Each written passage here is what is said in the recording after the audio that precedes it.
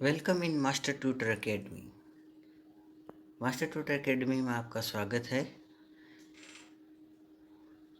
My SQL की commands के बारे में हम पढ़ेंगे।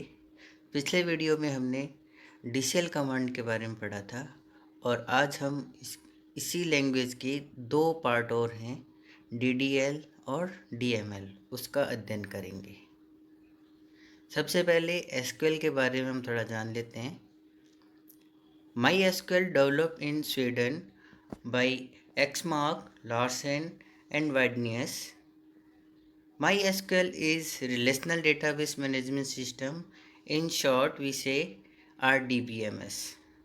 यहाँ पर एक और महत्वपूर्ण बात है, RDBMS का पूरा नाम पूछा जा सकता है। SQL has the language of database. SQL जो है वो आपके डेटाबेस की प्रमुख भाषा है, जिसके द्वारा हम डेटाबेस से क्वेरीज करके उनसे आंसर प्राप्त कर सकते हैं। All relational database currently use SQL software such as MS access, Microsoft SQL server and Oracle. जैसा आप देख रहे हैं, जितने भी रिलेशनल डेटाबेस हैं वो सभी एसक्यूएल सॉफ्टवेयर को यूज कर रहे हैं। वो कौन कौन से हैं? MS एक्सेस है, माइक्रोसॉफ्ट एसक्यूएल सर्वर है और ओरेकल है। एसक्यूएल के जो वर्जन्स हैं उनके बारे में हम थोड़ा जान लेते हैं। एसक्यूएल 86, एसक्यूएल 89 ये एक्सटेंडेड स्टैंडर्ड हैं और एसक्यूएल 92 एंड एसक्यूएल 1999 ये वर्तमान में जो है कुछ संस्करण हैं। और अभी हाल ही में एसक्यूएल 2003 और ये जो सभी हैं ये स्टैंडर्ड्स हैं और जिसके निम्नलिखित भाग होते हैं: data definition language, data manipulate language और data control language. SQL has following characteristics. MySQL is free of cost available RDBMS released under an open source license, so it is customizable. Open source से मतलब है आपके ये आपको internet पे free of cost available होता है। और कस्टमाइजेबल का मतलब ये आप इसको डाउनलोड कर सकते हैं और इसका जो लाइसेंस है वो फ्री होता है, इसलिए आप उसको अपने अकॉर्डिंग कस्टमाइज कर सकते हैं, बदल सकते हैं। It is a high speed, easy to use and reliable software. ये बहुत उच्च गति से और जो उपयोग करने में आसान है और विश्वसनीय सॉफ्टवेयर है। It is a platform independent application that work on my operating system, many operating systems. ये प्लेटफॉर्म इंडिपेंडेंट है, ये इसको किसी विशेष प्लेटफॉर्म की आवश्यकता नहीं होती है कि विशेष सी एप्लीकेशन के प्लेटफॉर्म पे ये काम करेगा। और ये बहुत सारे ऑपरेटिंग सिस्टम्स पे काम करती हैं। It uses standard for ANSI SQL। इसका जो स्टैंडर्ड है वो ANSI SQL से है, उपयोग करता है। It is easy to install and capable of the handling charge large data sets। ये इंस्टॉल करने में आसान है और ये बहुत बड़े डेटा सेट को हैंडल करने के में सक्षम है। ये थे इसके कैरेक्टरिस्टिक्स। अब जो हम बात करेंगे एसक्यूएल की स्ट्रक्चर क्वेरी लैंग्वेज के बारे में। सबसे पहले हम जान लेते हैं कि एसक्यूएल स्ट्रक्चर क्वेरी लैंग्वेज क्या है। SQL is an official standard language for communicating with A relational database. यह भी हमने पहले भी देखा कि जो एसक्यूएल है वो डेटाबेस से बातचीत करने का या उससे क्वेश्चन पूछ के उससे आंसर प्राप्त करने का, आंसर रिट्रीव करने की एक भाषा है। For end user, the SQL provide the complete freedom from the programming as it does not require any programming experience। ये बहुत ही आसान है। ये उपभोक्ता के लिए, जो यूजर होता है उसके लिए completely free from programming language है, जिसको किसी और प्रोग्रामिंग लैंग्वेज के अनुभव की आवश्यकता नहीं पड़ती है। Data can be access from the table by just a single command without writing any program. इसमें किसी प्रोग्राम को लिखने की आवश्यकता नहीं होती है, हम सीधा एक कमांड लिखकर भी इसका उपयोग कर सकते हैं। इसे में प्रोग्रामिंग नॉलेज की आवश्यकता नहीं पड़ती है। Using SQL, one can be create and maintain a data manipulate objects such as tables, views, etc. जो SQL होता है वो आपके क्रिएट करता है और मेंटेन करता है, डेटा मैनिपुलेट करता है, और टेबल्स के जो ऑब्जेक्ट्स होते हैं और जो व्यू होते हैं उनको भी ये मेंटेन करता है, उन्हें बनाता है। These data manipulation objects will create and store on the server's hard disk in a table space to which the user has been assigned and authorized. ये जो डेटा मैनिपुलेशन होते हैं ये ऑब्जेक्ट्स पे क्रिएट किए जाते हैं और इनको सर्वर की हार्ड डिस्क पर स्टोर किया जाता है या किसी टेबल स्पेस में इनको रखा जा सकता है। The SQL sentences has that are used to create these objects are called DDL, Data Definition Language Commands। जहाँ पर SQL के सिंटैक्स का उपयोग करके ऑब्जेक्ट्स बनाए जाते हैं उन्हें DDL कहते हैं। डेटा डेफिनेशन लैंग्वेज कमांड्स का उपयोग किया जाता है। The SQL sentences which are used to manipulate data within these objects are called DML, data manipulate language.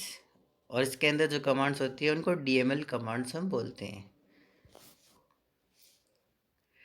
सबसे पहले हम बात करेंगे DDL, डेटा डेफिनेशन लैंग्वेज की।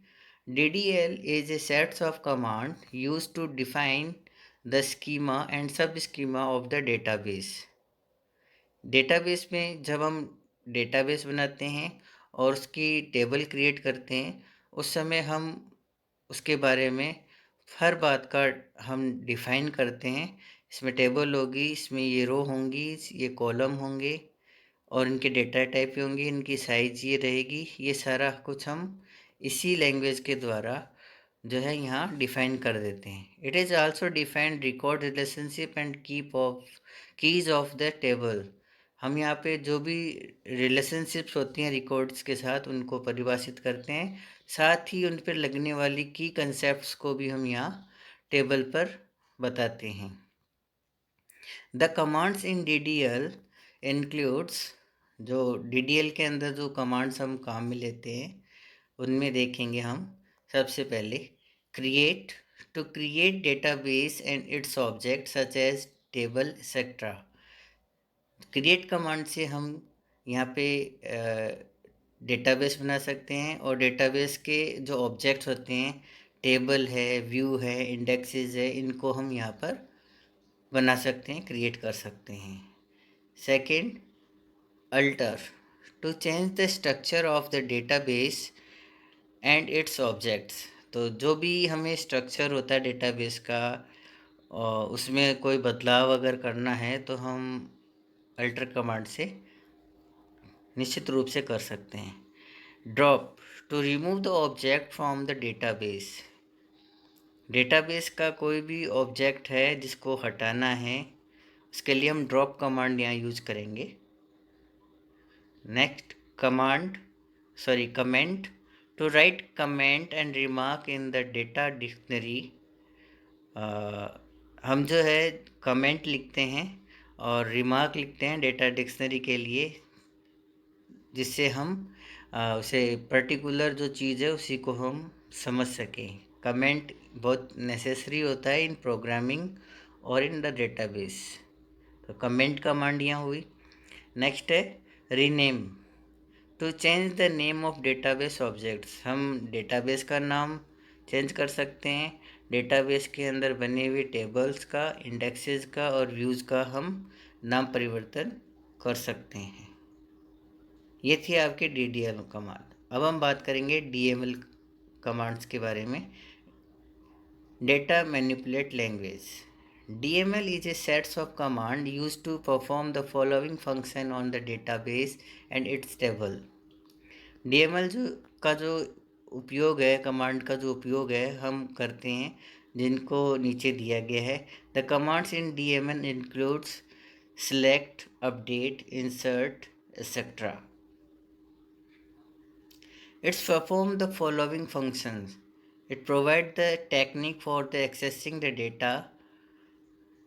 ये जो टेक्निक है ये हमें डेटा को एक्सेस करने के बारे में, उपलब्धता के बारे में बताती है, जिससे हम डेटा बेस से जो भी हमारे क्वेश्चन है, जो क्वेरीज है, उनसे हम डेटाबेस को एक्सेस कर सकते हैं। Second, its provide the techniques for the manipulate such the as the insertion, deletion and modification etcetera. यह हमें टेक्निक है जो डेटा मैनिपुलेट कर सकते हैं, जैसे इंसर्शन, हम डेटा प्रवेशित करवा सकते हैं, इंसर्ट करवा सकते हैं, या सिंपल हम कहें हम डेटा इनपुट करवा सकते हैं। अनावश्यक डेटा जो हो गया है उसको हम हटा सकते हैं डिलीट कमांड के द्वारा, जिसको डिलीशन प्रोसेस बोलते हैं। और डेटाबेस के अंदर निश्चित रूप से हमें मॉडिफिकेशन की आवश्यकता होती है, तो उसके लिए मॉडिफाई जब हम करते हैं तो उस प्रोसेस को मॉडिफिकेशन बोलते हैं। उसके लिए अल्टर और आपके अपडेट कमांड यहाँ काम में लेते हैं। थर्ड है, it's also using the record relationship in data retrieval. तो ये हमें जो है रिकॉर्ड रिलेशनशिप्स के द्वारा जो है डेटा रिट्रीवल करने के लिए अलाउ करता है। Its enable user to use physical and logical independence की बात करें तो ये जो है अनेबल होता है यूजर को यूज करने के लिए कि वो भौतिक रूप से और लॉजिकली जो है स्वतंत्र रूप से इसको यूज कर सकता है और उसे इस्तेमाल कर सकता है। फिफ्थ है, it's also provides the independence of the programming language. और साथ ही इसे यह भी उपलब्धता होती है कि वो कोई भी भाषा जो प्रोग्रामिंग लैंग्वेज है उसका उपयोग कर सकता है, इसको एसक्यूएल को उसके साथ जोड़ सकता है। Thank you for watching and joining us. Please like, share and subscribe and set the notification on.